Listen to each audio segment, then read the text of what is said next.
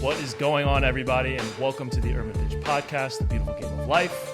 The Wash crew is in the building. Super washed up. I'm Ranzi Abushala, editor of UrbanPitch.com. I'm joined, as always, by my co-host, Mr. First to One himself, Julio Monterosa. Julio, what's going on, man? Not that much. Another beautiful day in paradise.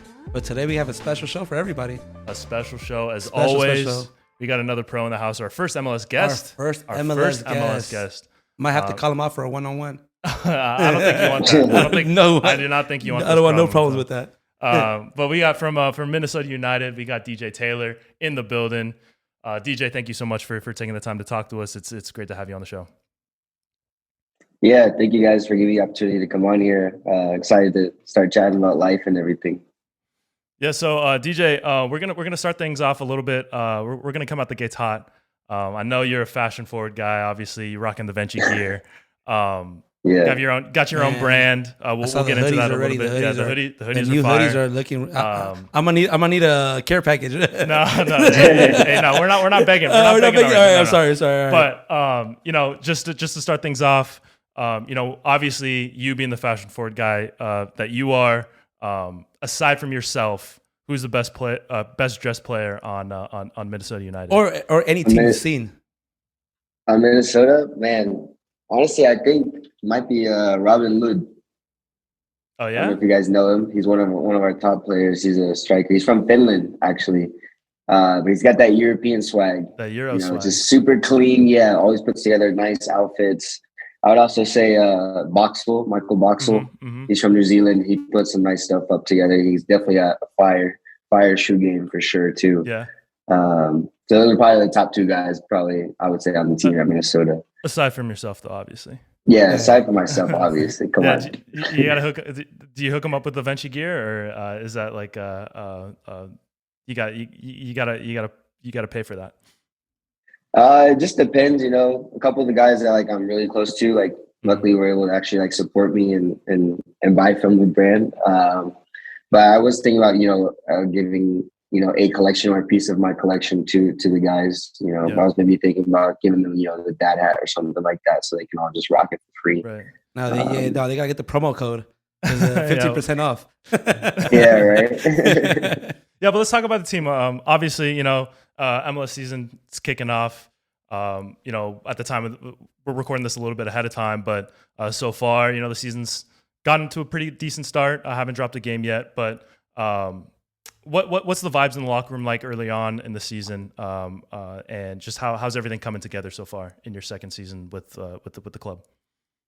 Yeah, obviously this season we've had a great start compared to the last season. My first year I came and I was like, yo, this is a team. We went to semifinals and we're 0-4 right now at the beginning of last year. I was like, this is crazy. But the vibes definitely are really good right now in the locker room. All the guys are just coming together. We had a really good preseason, I would say. Just working hard and really just making sure we're getting better at everything that we do together. And obviously, the results have shown so far. And I think the thing is, we just want to keep going and setting that standard. We don't want to let it drop. And I think we have the next few games are at home, so we're going to really, separate ourselves as the top dogs, hopefully in the West. Right, and especially early on in the season, you were kind of talking about it before we started recording, but with the cold, obviously in Minnesota, it being still the very end of the winter, but what's it like? Not being from Minnesota, not being used to that cold. What's it like training in that day in and day out? And is that something you ever get used to, or is it just something that you have to just kind of power through? Today's episode is brought to you by Bet Online. Our partners at Bet Online continue to be the #1 source for all your betting needs and sports info. Find out the latest sports developments, including the updated odds on the NBA playoffs, fights, and even next season's futures. And don't forget that the MLB is back as well. Who are you picking to win the World Series? Bet Online is your continued source for all your sports wagering needs, including live betting and your favorite Vegas casino and poker games. It's super easy to get started, so head to the website today or use your mobile device to join and use our promo code BELIEVE, that's BLEAV, to receive your 50% welcome bonus on your first deposit. Bet Online, where the game starts. Yeah, luckily they have indoor facilities here, so we don't train outside. We're not even allowed to, I guess, technically, until it gets a little warmer.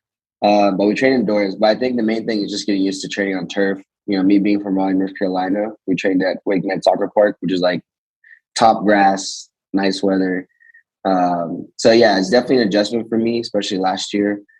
Just getting used to the cold and training on turf. It's like turf is definitely the worst that you can train on for your body. So just kind of makes you put more emphasis on how you recover. Whether that's ice baths or Epsom salt baths after every session. It's definitely been an adjustment for me. Julio, what you know about those Epsom salt baths? Nothing at all, bro. Like, I'm the type of guy that goes to the games, stretches for like 2 minutes, and gets ready to go. Show and go. Ready to go. Like Ben Gay in the back of the hamstrings, we're good. We're good to go. And then 30 minutes in, you're just pulling up. No, 30 minutes in, I give a bad pass, I fake an injury. But I mean, you mentioned turf, and that's something that, a lot of people talk about with MLS is, especially with people coming from other leagues. You obviously had a little bit of time in Europe, but it's one of the kind of rigors in MLS when it comes to just one of the differences that playing in the league presents. But that plus long travel and it being just a pretty physical league in general. Just what are some of the not hardships, but just like some of the stuff that you needed to get used to playing in MLS coming from a different league? Yeah, I think for sure it's just that dog fight. At the end of the day, whether it's pretty soccer or smooth soccer that everybody's playing, or it's just the ugly soccer where everybody's just playing long balls. Every MLS game I've been in has definitely been a dog fight, regardless. Even if guys are playing bad or whatever, they're fighting, they're slide tackling you, whatever. I think to kind of put it in perspective, I played USL for 3.5 years, and I think I only had 5 yellow cards. I think I had 4 last year, my first season. So my mom even asked me about it. She's like, is the game more physical or something? Why are you getting so many yellow cards just in one season of MLS? And I was definitely like, yeah, it's way more physical. I mean, every tackle, every second that you're on the field, guys are fighting. Everybody's got to eat. So I think that's definitely been one of the adjustments. And then obviously just the pace of the game is way faster than, what I was playing in USL in second division. So getting used to that, how do I think faster? How do I play faster? How do I, get faster, get stronger? What are the little ways that I can make, incremental gains? That's great. I've been known for getting the yellow cards every other game. So it happens. As long as you don't get a red, you live to fight another day. Yeah, I don't know if the men's league. Yeah, dude. I don't know if men's league yellows and MLS yellows Sunday day, are yes. the same. Men's league, I'm known like first 10 minutes in, I'm looking for that yellow. If I don't get it, I know the ref is gonna let me play all game, and it's at that point just watch your legs. Julio's the type of guy you like to have on your team, but you hate to be on the other team. I'm the Patrick Beverly of soccer. Oh, really?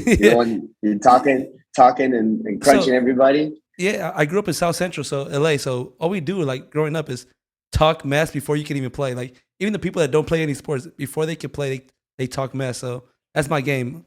Talking mess, letting you know that I'm there.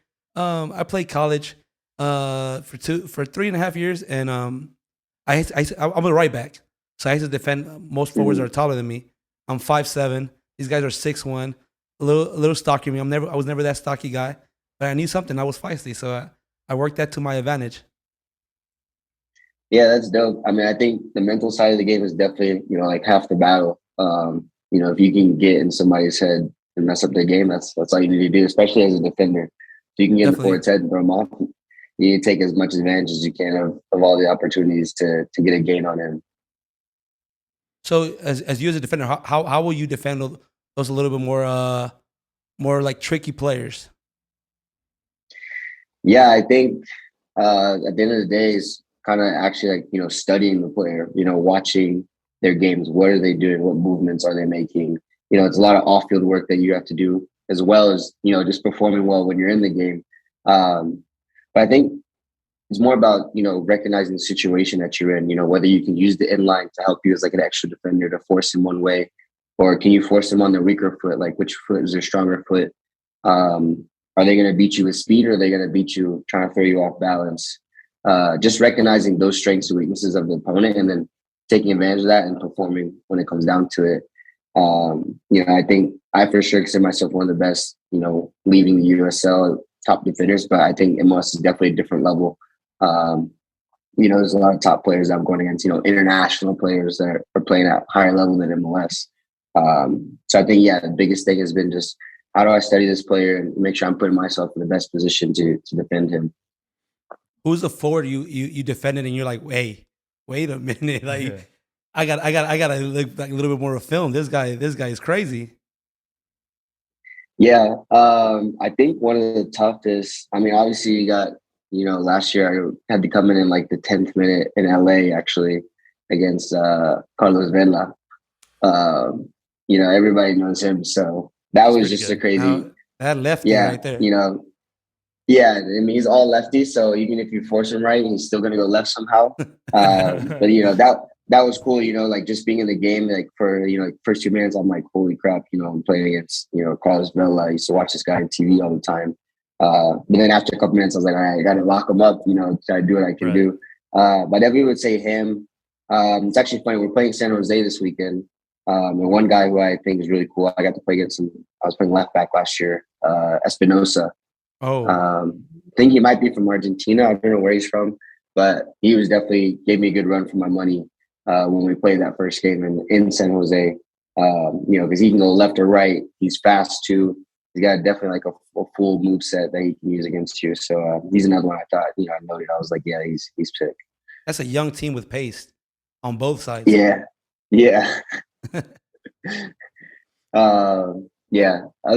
For pace, I'm pretty good because I'm pretty quick myself. It's usually the guys that are like shifty, like I would say like Vela, who's not going to beat you with pace, but he's going to make you bite and then use that as to his advantage. So those are definitely like two of the guys I thought from my first year in MLS that were good. Yeah, and switching leagues from USL to MLS, besides some of those differences where in the play, being away from home, because obviously you're playing not too far from where you grew up in North Carolina. How did you kind of get used to being away from home? I know you spent some time in Spain, obviously, but was getting used to being at home, did that make it hard to go away again? Yeah, I think it definitely did. I think last year was definitely tough. I finally achieved what I had been working for 3.5 years or so. I always knew I could, play higher than USL. But I also looked back at it. I was like, I was spoiled playing at home, in front of family and friends for 3.5 years. Most players are always leaving their home to go play wherever they're playing. So it's kind of like a wake up call or I guess shock, when I was here in Minneapolis, after a couple of months, I was like, man, I was really living a good life at home, but, I definitely wouldn't take anything back. And it definitely took me some time to get, adjusted to and like, actually setting a routine of, FaceTiming my mom, my little brother, making sure I'm intentional with my time. And luckily I've been able to do that. So it's been good. Yeah. What was it like growing up in North Carolina and Raleigh? What was that like for you? I mean, I grew up with a single mom. So it was basically just doing whatever she needed me to do, whether, she was, she had me and then she was also studying to get her master's, also working out and also working a full-time job. So there was a lot of me just, following her around, falling asleep while she's in class, late at night, me just kicking the ball against the wall while she's working out at the gym. So yeah, I mean, childhood was good. Growing up, in North Carolina, I think, or Raleigh, North Carolina, I'm pretty sure it's like considered one of the top cities to like grow up in. So lucky I was blessed with that, But playing in the academy back then it was called Railhawks. Right. That was great. They treated me really well. At like 16, I was, able to start training with the first team. Doing that and then training with the academy in the afternoon was awesome. And it kind of set me up to be at that professional level and to be professional and get a taste of what it was like to live that life. And definitely set me up for, a good experience in Spain. So what made you want to play soccer? Because I know in America, especially, soccer is known as the immigrant sport. It's usually like most of the people with parents from different countries play soccer. What made you, out of the most popular sports, we have basketball, we have football, what made you choose soccer over the other sports? Yeah, I actually played soccer and football when I was growing up. I actually played football till I was about middle school, maybe. And And, I loved both the sports. I was good at both. I was a running back. I was using my speed cutting through people. Right. But yeah, I think at the end of the day, once I got to that age, maybe around 12, I was like, all right, I have to really dedicate myself to one of these sports, and for me, I think it was just soccer, seeing how the sport brings people together and what you can achieve through the game, like, growing as a person on and off the field was just something I was attracted to. So I just, decided to choose soccer. And I think my mom was happy about that because, you see all that stuff with football players and head injuries and stuff like that. Yeah, definitely don't regret it or anything. Definitely love soccer. I think it's led me to, travel the world, meet new people, go to different countries. I think it's been an amazing journey so far. Yeah, I think it worked out. I think it worked out a little bit. Yeah, it was a great choice. It's funny you say that though, because I definitely still have I think when I was back last off season, I saw one of my old football coaches from years ago, and they'll still joke about you should have got to the NFL or something like that. Because I was, they loved me when I was playing football as a running back. Running back's a tough position, though. That's a tough position. You're gonna get hit. Yeah, especially NFL running backs, man. Yeah. I feel like you got 3-4 good years in you, and then that fall off is huge. Yeah, the career is pretty short. It's that actually reminds me of another story as well. In high school, I used to lift with the football team for weightlifting classes, and I'd always get teased as the soccer player who can't lift, so I'd always try to outshow them. But the head coach of that class was the coach of the football team actually at my high school, and he'd always try to get me to play cornerback or something like that. He's like, just come out to the training for a little bit and just see what it's like. And I was like, yeah, you guys are crazy. No, in high school I tried out as a kicker. I don't know if I've told you the story yet. No, I tried out as a kicker, and then our school, we are not known for our football team. We were pretty bad. So I go first day, I'm about to have my first kick, and then I get hit. After that day, as a kicker, you got hit as a kicker? Yeah, as a kicker. Our defense. What's your line doing, man? Nothing at all. I don't know what they were doing, but I got hit. And I was like, you know what? This is not for me. You have a great day. So so football. My respect to everybody that plays that sport. Yeah, football is definitely a different sport. It reminds me when I was, I used to play a little wide receiver too when no height didn't matter. Yeah.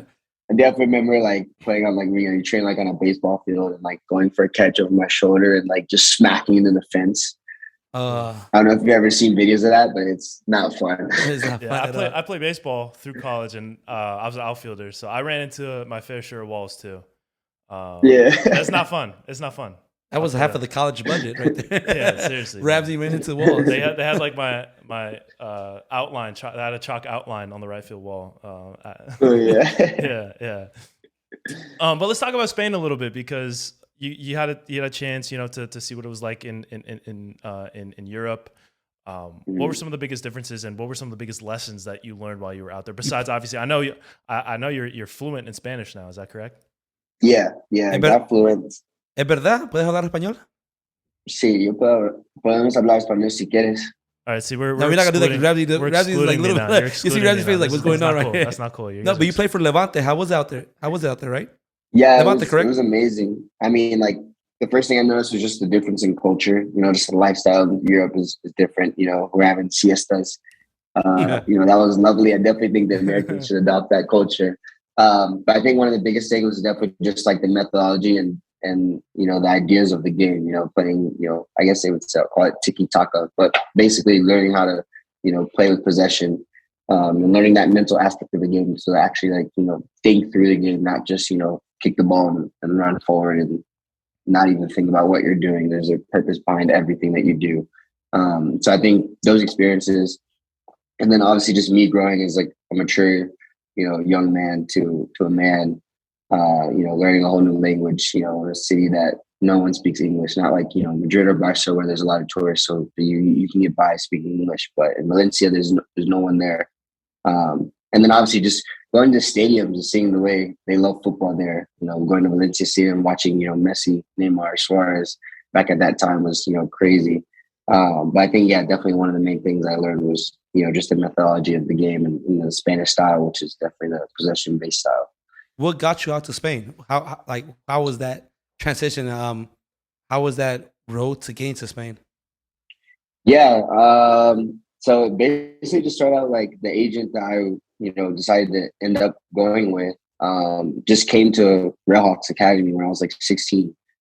Pitched this program where he brought international players over to Spain. It's definitely I always knew my dream was to play in Europe.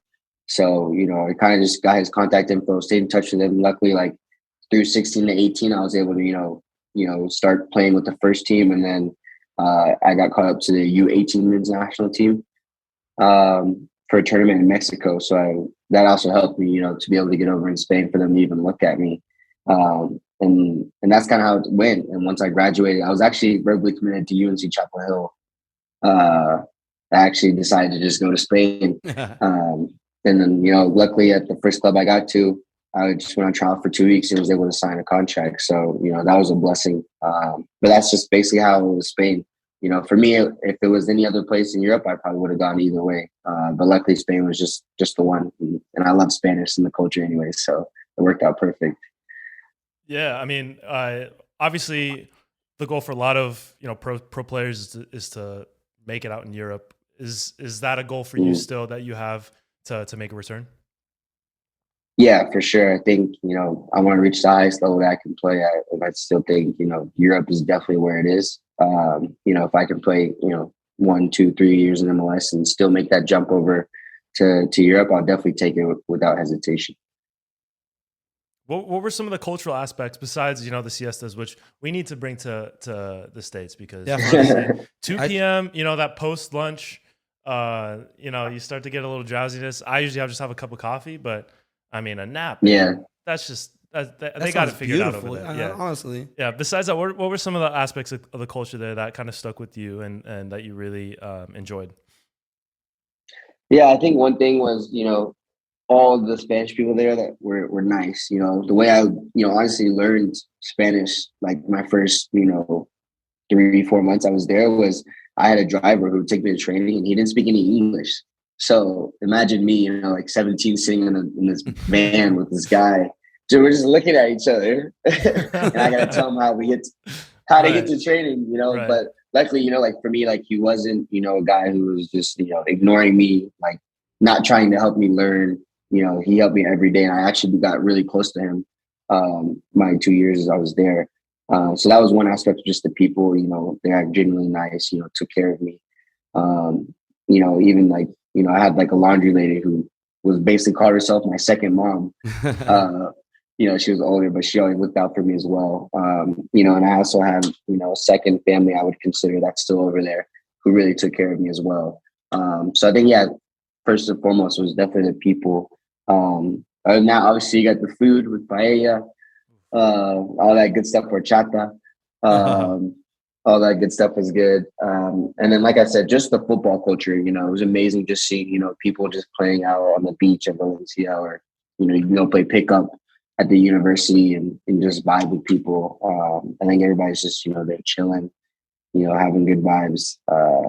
That's definitely like the lifestyle that, I really noticed was a difference. I feel like American culture is definitely all about grinding 24/7. Definitely. Trying to be, the best you can be, over there it's a little bit more relaxed and about enjoying things, going to get tapas with friends, grabbing a beer for €1, you know what I mean? Like it was yeah, it was a good experience. Yeah, you mentioned the food. I know Julio and I we're big on food. We love food. And I know growing up in North Carolina, I hear secondhand that the barbecue out there is I hear it's something okay. special. I heard it's okay. Can you give us a lowdown on that? Because I know there's especially in American barbecue, there's a little bit of a regional there's regional rivalries between Texas, Kansas City, Memphis, North Carolina. Can you kind of give the lowdown on that? And do you have a preference? Yeah, I definitely say North Carolina definitely is one of the top for barbecue for sure. It also depends, I think, just what kind of sauce you like. Like me personally, I like a little sweet sauce, sweet barbecue. But I think that the majority of people like, like a little vinegar. Right. Yeah. That's like the style, the mustard based. Yeah. Right. Yeah. Kind of like a vinegar mustard base.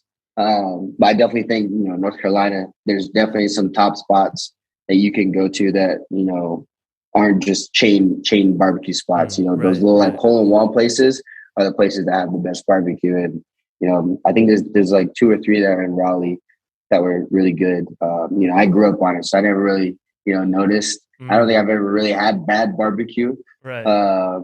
I guess in a sense, maybe I was spoiled in that way, but yeah, I definitely say North Carolina is up there for sure.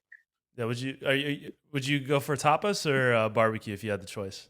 If you had to pick between one or the other. That's a tough one still. I think I would go with barbecue. One of the things me and my mom used to do when I was little was kind of like our thing was to go to like, this isn't good barbecue, but we would go to Applebee's and get like riblet baskets together. Oh yeah, bottomless, right? Bottomless riblets. Yeah, right? Bottomless riblets. So I just grew up as a kid on ribs, so I definitely would always smack some ribs whenever it's time. Then you heard that he said Applebee's is the best barbecue in North Carolina. We got to I didn't say that. Confirmed. I might not ever touch Applebee's ever again after that. No, shout out to Applebee's. Shout out to Applebee's. Shout out Applebee's though. They have a good drink menu. Never been to Applebee's. I'm not gonna lie. You never been to Applebee's? Never been to Applebe's. You're too good for Applebee's, huh? No. I was a Sizzler guy. Oh, big Sizzler. Yeah, they don't have Sizzlers. They don't have too many Sizzlers out here anymore. Not at all. But yeah, let's take things off the pitch because I know we did an interview with you on the site, urbanpitch.com. Victoria Hernandez wrote that. We tried to get Victoria here on the show tonight, but scheduling didn't line up. Shout out to Victoria though, because I think she did a really good job, kind of encompassing what you were about with Venci and everything. But can you kind of talk about how you kind of got that started, what made you get into that, and just where you're at right now with the brand? Yeah, so it started during COVID year. Obviously, we'd stopped playing for 3 months. So my first reaction kind of was like, how do I take advantage of this time that we have, away from the game? What can I enjoy or like, pursue as a hobby that I really wouldn't have time to, if we had been playing during those 3 months. And for me, I guess it was just clothing. I used to always tell my friends, it'd be cool to have a clothing brand, like one day or something like that. So I was like, all right, well, let's see what it actually looks like. Did some research on, drop shipping and stuff like that. And that's why I started DJKT Apparel, which is like my own personal brand, which is, my initials that I created for the fans at, North Carolina FC and stuff. And that was my first taste. Then I was like, obviously, like I want to make, actual custom clothes, stuff that, people can wear when they go out and, all that stuff. So that's where Venci came from. And then obviously, like, I wanted to add a little foreign aspect to it. So, I came up with Venci, which means I overcame or I conquered. It ties into their slogan of turn your dreams into reality. And that's kind of how Venci started, and luckily I've been able to just dive deeper into it and what it personally means to me. And, one of the things for me is like my mental toughness and perspective on things, I think has allowed me to keep rising up through soccer and outside of soccer. So that's kind of what Venci represents is, how do we help people unlock their potential, break the limits, whether that's, they have limiting beliefs on themselves or people are telling them, you're only this. For me, that was, you're only an athlete.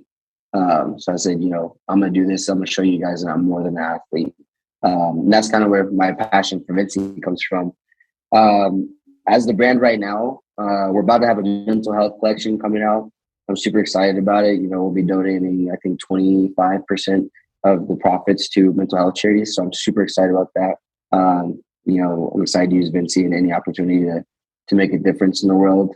But we're actually in kind of a transition of repositioning ourselves from like a high premium brand to a luxury brand. So I'm really excited about it. It's going to, stepping up, trying to become a full-on luxury brand, kind of tailored, for athletes.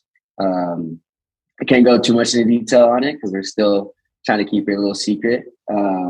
But basically, more or less, we're going to be fitting out athletes with full custom fits for themselves that they wear on game days. And they'll design with me and Venci and a designer. And then we'll have opportunity for fans and stuff to buy that athlete's collection. That's kind of the model that we're going through right now. But yeah, I'm super excited about it. I'm planning to hopefully launch it by the end of summer. Hey, talking about mental health as an athlete, there's going to be a lot of low times in the career as well. How do you stay positive? How do you keep going after a bad play? How does that work for you? Yeah, I mean specifically like on the field, like you said, in a bad game, you make a bad play. I think the first thing is just your reaction. Your reaction always has to be positive. Don't give yourself a second to think about, oh man, I messed up, or to doubt yourself.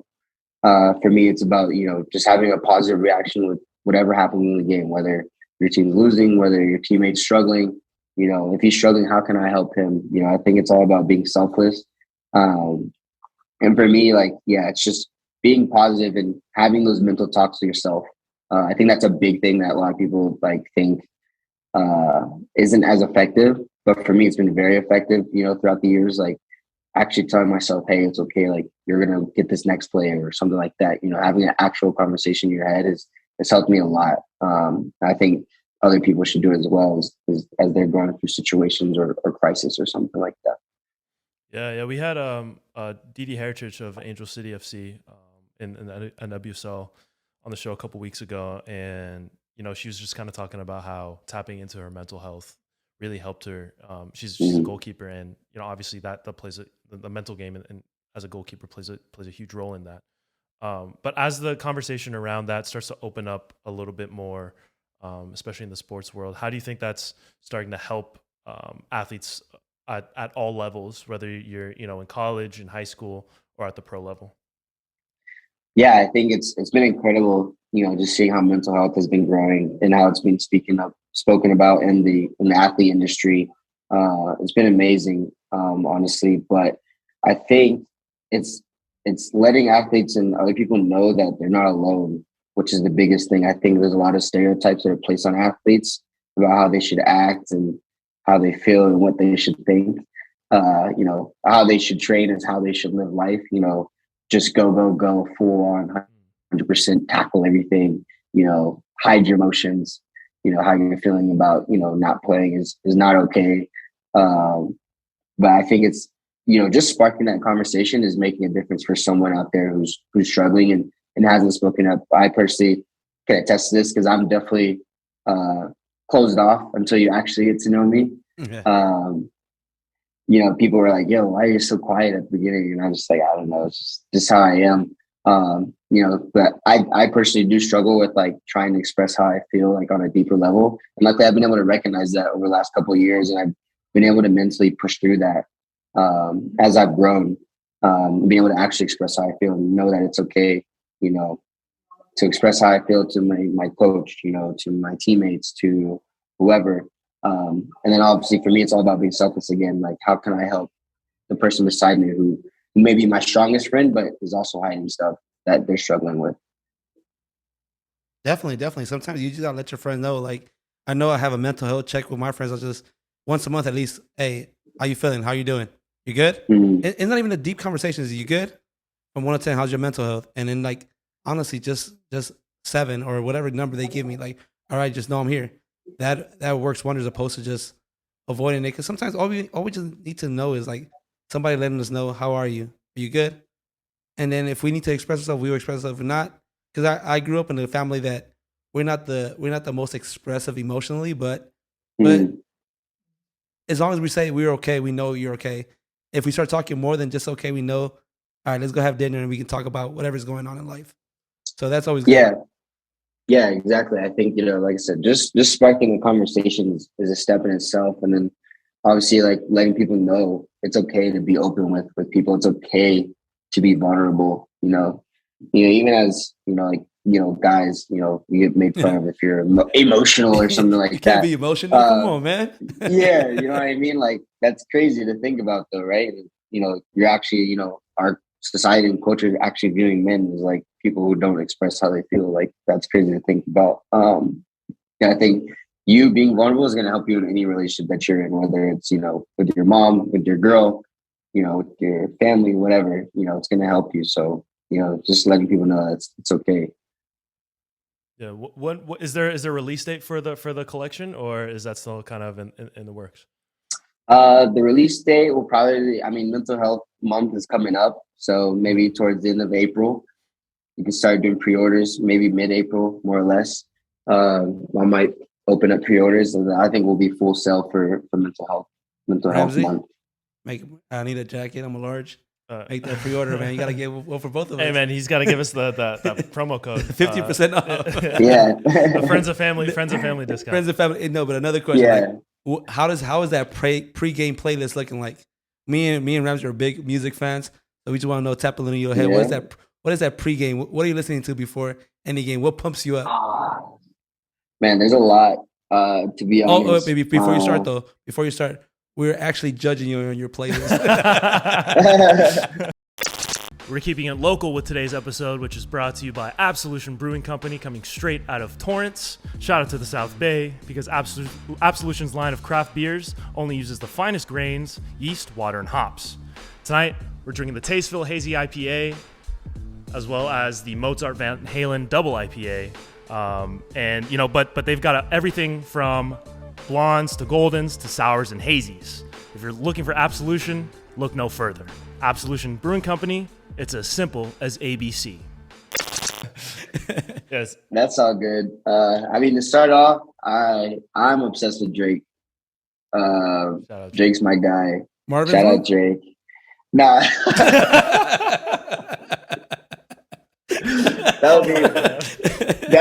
That would be impressive if I could listen to Marvin's Room at the back in the back of the bus by himself. Yeah, Marvin's Room, just looking out the window. For me, it's definitely Drake is there. I'm listening to Drake. I'm listening to a little bit of NBA YoungBoy.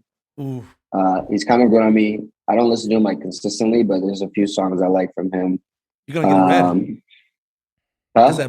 You're gonna get a red listening to NBA YoungBoy. Is that Black Air Force energy right there? Yeah. Lil Baby, he's been killing it.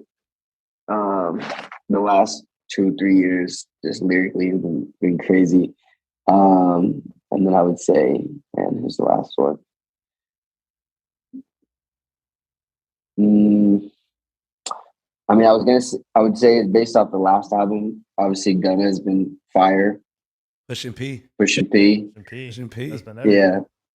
But I also will throw in a little J. Cole in there too, and Kendrick as well. Well, you got a rep for North Carolina with J. Cole. Yeah, J. Cole. How you gonna forgive J. Cole, man? Yeah, I mean, I don't really like when I listen to J. Cole.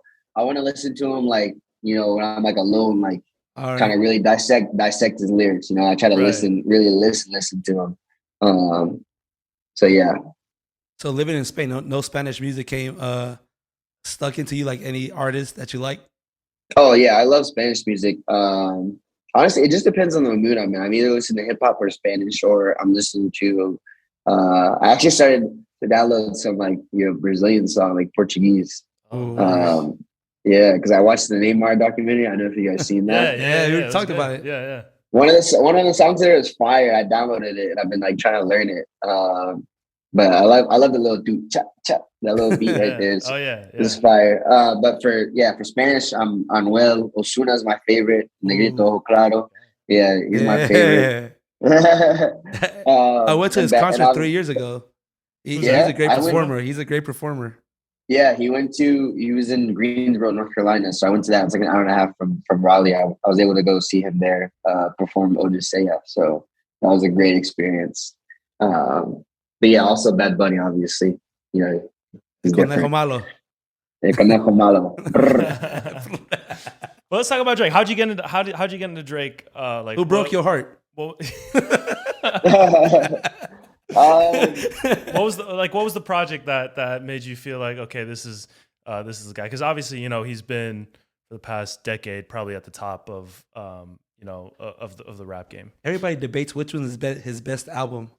Right. Yeah, I feel like that's That's like the hardest question ever, to be honest. Honestly, yeah, I just listened to Drake because I felt like emotionally I was tuning into what he was saying, like old school Drake for sure.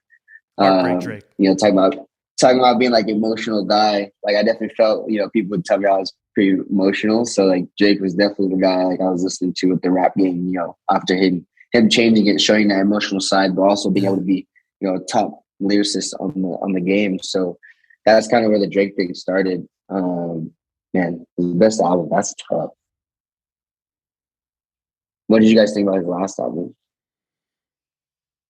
Honestly, like, so with me, I have a love-hate relationship with Drake. I do as well. I think, I think when he kind of leans into, that emotional side, like the heartbreak Drake side, I think not only is it, does it feel more like true, but like the music is better. But when he starts trying to like be like a mob boss or start, start like, which I get, I understand, like it's rap, but to me, like, I don't know, like, so I had a huge like anti-Drake phase when I was in college. Just because like, I don't know, like I just felt like he was kind of phony. But as I've grown and just I've just, you have to appreciate, I mean, the dude has been like, just to have a run like his for as long as he has in like an industry as fickle as hip hop is or rap is, like, that you got to respect that. You can't Definitely. For me though, my favorite front to back album that I'll listen to is Take Care. I do like, if you're reading this, it's too late. I do like some of that stuff. I was gonna say Take Care as well. Yeah, I think like Take if you're Care, reading this, Take it's too Care. late. That's my album. Hey, but each his own. The Scorpion's not bad though too. Scorpion's not bad. Yeah, I think Take Care, like lyrically, just kills it. Yeah. But Hotline Bling was my jam though. What's that? Hotline Bling. Hotline Bling. That was my jam. Had the little bachata beat in the back. Like, I'm like, what? This guy right here is doing it. The Drake and Bad Buddy with Mia, that was different. Oh, hey, different. That was different. I texted some girl the lyrics a few times. I'm not gonna lie. That 2 a.m. That 2 a.m. DM, bro. Yeah, just like, all right, sorry. Eres mía, mía. Oh my goodness. That's hilarious. Yeah. So back to back to the clothing brand, obviously. I for one didn't know it was Venci. I was pronouncing it Venci this whole time. So no, the minute I read it, I was like Venci, like Conquer, like you said earlier, Conquer or it's easy to say that now, bro. It's easy to say that now. No. I've been trying to get him Rosetta Stones for the last 2 months, and he doesn't want to budge. But we got him right. Yeah, most people do say like Venci when they first see it or hear it. The Venci is like the full Spanish accent. But I mean, it's also in Italian, Right. I thought it was so everybody. Italian. Yeah, everybody. But that's okay too, as long as you get that foreign vibe and, that luxury name, I think it's still attractive either way. And obviously people find out the correct way sooner or later. Right. So stepping it up from like, into that luxury lane, what does that entail? What kind of challenges does that bring for you? And like how, like, what's the plan to like kind of make that step up? Yeah, I mean, so honestly, like the biggest challenge has been really diving into, what does our target consumer look like? And me, myself, I am the brand, I represent the brand. How do I dive deeper into that? Like, who am I really trying to represent? Who do I want this brand to appeal to?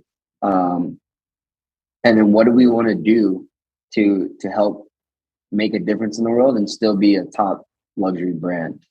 I don't want to be one or the other. I don't want to be a top brand that isn't influencing and making a positive impact in the world, So I think the last, couple of weeks, I've definitely just been like trying to take a deeper perspective of, what I really want this brand to be, which has been, like I said, it's been tough because music closed off. And, me, I'm such a visual person. I have to write stuff out, how I feel, what do I want the mood and tone? What's our brand story? What problem are we trying to solve for people that we can solve it through clothes? And I think like one of the biggest things has just been perspective for me. Everything I've come back to has been perspective and how do we help people, like I said, unlock their potential and say, wear clothes that say, I break the limits. I am who I am. I'm more than whatever these people are going to call me or I tell myself. How do we help people, regardless of the situation or circumstance, know that they can achieve, countless things. So that's been a challenge, and then obviously challenges, finding a manufacturer that makes full luxury, and figuring out, how do we keep this brand, because I want it to be spontaneous as well, secretive, and give that executive feel. One of my first thoughts was like, if we had an athlete where there's like one idea for me was like there's a code on the inside of the jacket that authenticates the clothing, says, this is the real one, who had it before them. And the only way people can have access to it is if they get that code. So what if we had an athlete wear it on a game day, and then he's in LA the next day, he's like, hey, I'm gonna be here in 1 hour. You get a free autograph and a chance to scan, and that's their chance to buy the clothes. So trying to figure out how to navigate that has been really fun, and I'm excited about doing that. Yeah, that's some next level stuff. That's so I'm gonna give you an idea. Mm-hmm. A luxury soccer bag. Boom. Don't listen to him. See, you're gonna say it's a good idea. Don't back out now. He's trying to make you feel okay. He's not trying to hurt your feelings. All right. Hey, no, well, but I could be the next Ralph Lauren. Y'all are killing my dreams. I was gonna say it goes even further than that with the code, because you see now, the big thing is authenticating clothing.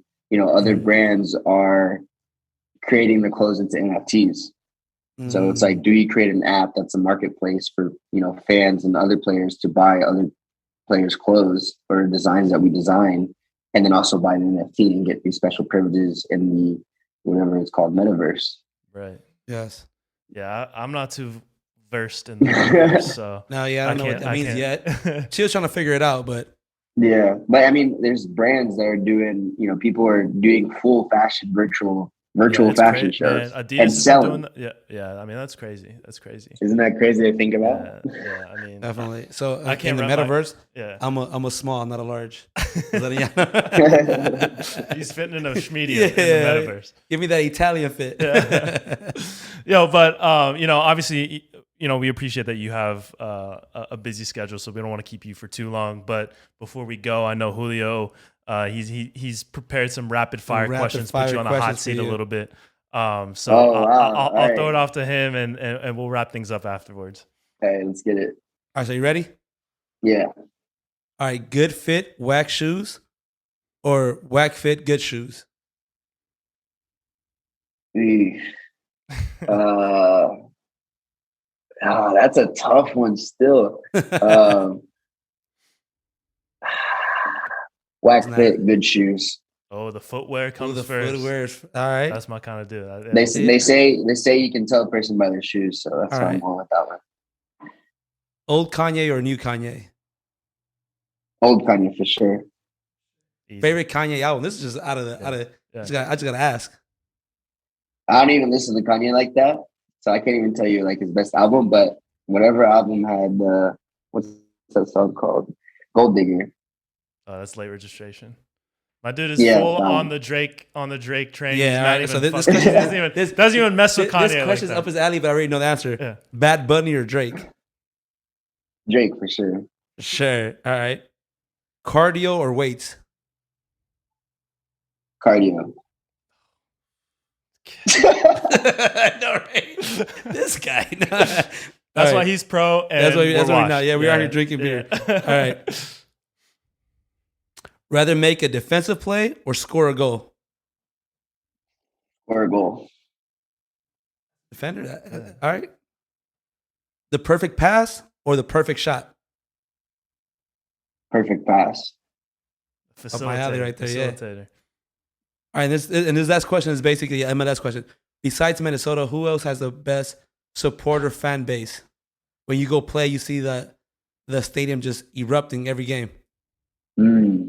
It was kind of tough because last year there were still restrictions based on the state. Mm-hmm. I would say top stadiums for me were LAFC for sure.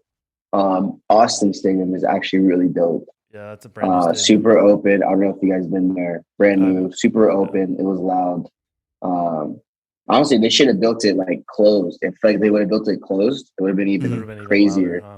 I think those are the top two for me. And ours, I think ours is still the best from the fan base. Loud. I've heard Portland is nice. They didn't have full capacity when we went last year, but I've heard that one it's pretty loud too. Yeah, so I would say LAFC or us or Austin. No, the green lights for Austin. Honestly, I haven't gone. I'm planning to go this year to go watch Austin against LAFC, but it seems. Yeah, that's staying, and that fan base is. And they got the guy from Magic Mike. That's Matthew McConaughey. Put some respect on his name. No, but yeah. All right, but DJ, it was such a pleasure to have you on the show, man. Really appreciate you taking the time. But we'll wrap things up here. For Julio and Ramsey Abushala, DJ Taylor, thanks for coming on the show. Be sure to like, subscribe, do all the leave a comment, leave a review. If you roast Julio funny enough, we'll read it live on the show. Definitely. But thanks for dropping by, and we'll see y'all next. Before we leave though, put Instagram for Venci or. Oh yeah. Before we go, tell people where they can find you. Tell people where they find the brand, where they can shop, all that. Yeah, so you can find me at DJKT27, and Venci Instagram is at Venci Official Clothing. Our website is Venci.shop. There you go. And if you put Urban Pitch on the promo code, you're gonna get nothing off.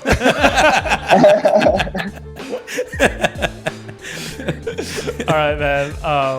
We'll wrap things up. We'll leave it on that note. DJ, thanks so much. Thank you, man. You've been amazing, We'll man. see more of you soon.